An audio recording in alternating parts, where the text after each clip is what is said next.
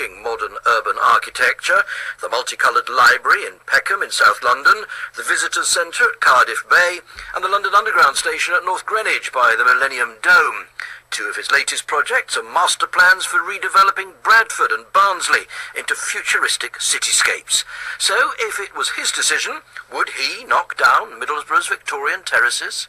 That's a very difficult question to answer because I don't know the exact background, but certainly if it was my decision or if I'd been asked to think about providing new housing in that area, and I suspect that it probably needs it, I wouldn't have gone about it in the way that they did.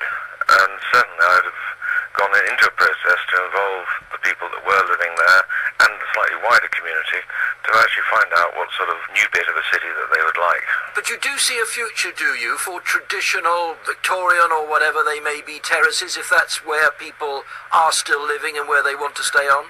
I think if they're in good condition, I certainly see a future for that, and I also see that there are strategies for building new buildings alongside those existing buildings so that we actually get a very rich mix of the old and hopefully the very good quality new alongside. And the whole point of that is to get more people living in the middle of our cities rather than on the edge of new housing estates. So in your mind then, what is the key? If the goal is to persuade people that it can be an attractive proposition to live in the centre of an established city, what's the one thing you have to provide for them? What you have to provide for them is a sense of ownership.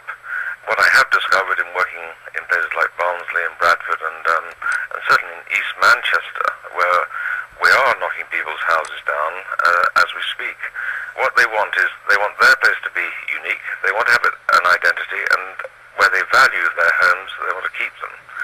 And if they're not in particularly good condition, then you have to put some money into repairing those homes. But it doesn't actually deny the very good idea, which is to increase the density, because certainly in the face of expanding many of the towns, particularly in the north of England, we're faced with building on greenfields and housing estates, and the net result of that is you house people, they have no connection with the centre of that town in which they live in. If one looks back at the kind of urban housing developments that characterised, let's say, the 60s and early 70s, clearly there were great visions that architects had at that time, but very often, when it came to the reality, what they provided were living conditions which were not attractive to people. Now, how do you avoid making the same mistake again?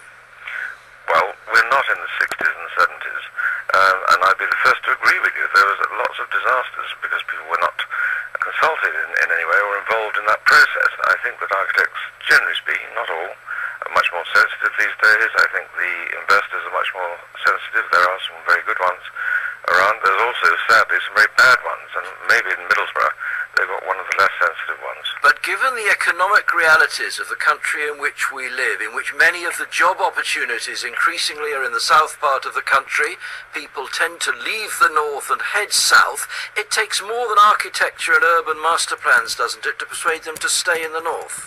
I think it does take more than that, and there are all sorts of other incentives which are beyond the humble realms of the architect and urban designer. But the humble architect can play his part? Certainly can, and I think it's a very important part to have a sense of